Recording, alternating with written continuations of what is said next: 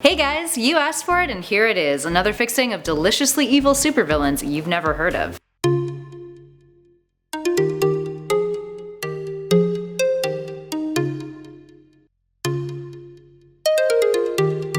In at number 10 we've got the Walrus. I feel bad for this guy. Notoriously having one of the lowest intelligence levels, the Walrus never fulfills his wish of being the best mass destructionist in the world, or pretty near, which is a direct quote actually. So what's his deal? Well, he doesn't really have a motive aside from trashing people's properties. He also advertises his super abilities to be on par with those of a walrus, cause, you know, they're the ideal candidates to be the perfect supervillain, so.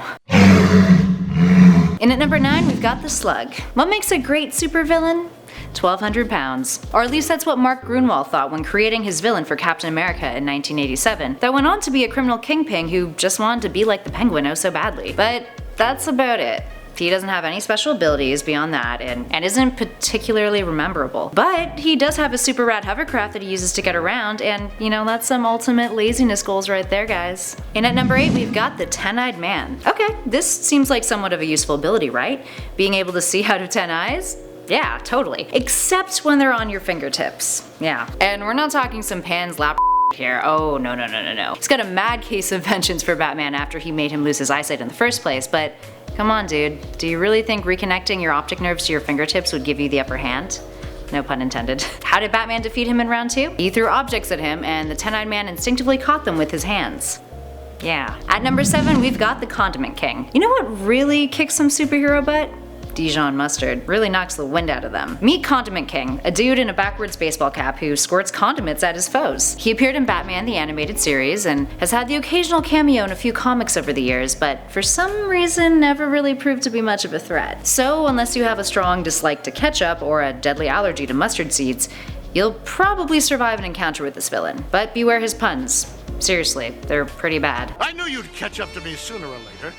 How I've relished this meeting. At number 6, we've got the FLORONIC Man.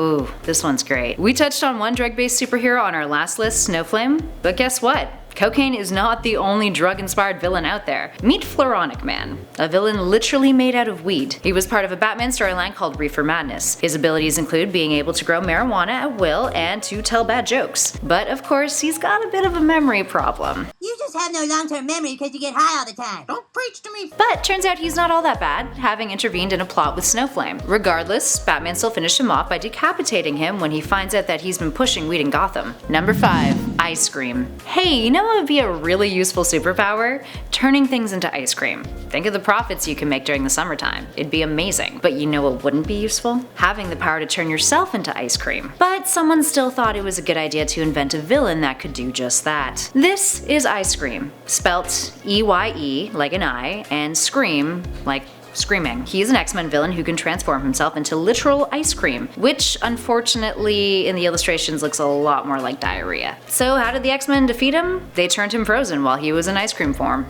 Talk about brain freeze. At number 4, we've got He-She. Now we mentioned this gem of a character on our top 10 supervillain weaknesses list, but He-She is way too good to pass up on this list. What can only be described as a now incredibly offensive portrayal, He-She was a hermaphrodite who was literally one half female, one half male. How would they carry out their evil agenda, you may ask?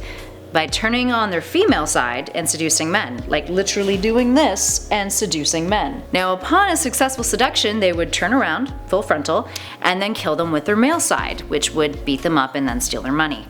Because, you know, you gotta make a living. Good use of androgynous fashion though, I will say that. Number 3, hate monger. Hey, you know what would make a great villain? A clone of Hitler. And what should he wear? Oh, definitely a purple KKK hooded outfit. Yeah.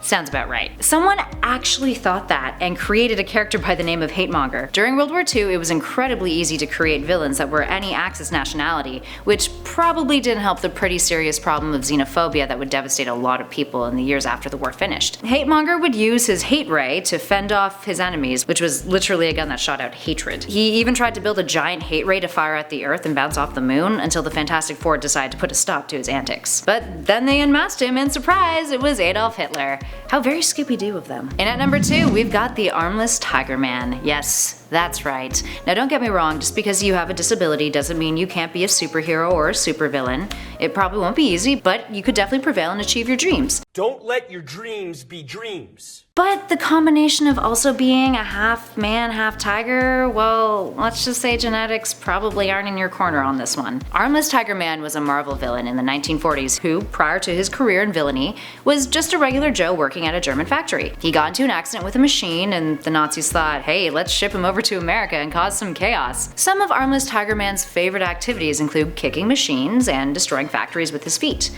And sometimes grabbing and biting things with his teeth, including people. What a gem. And finally, at our number 1 spot, we've got CODPIECE. Oh, poor CODPIECE. No one actually wants to claim responsibility for this one. Seriously, no one has actually stepped up and said, hey, I'm the creator of CODPIECE, because it is that embarrassing. CODPIECE is best known for shooting things out of his crotch via his crotch cannon. Yes, real thing. But not exactly fun things. We're talking flamethrowers, guns, scissors, you name it.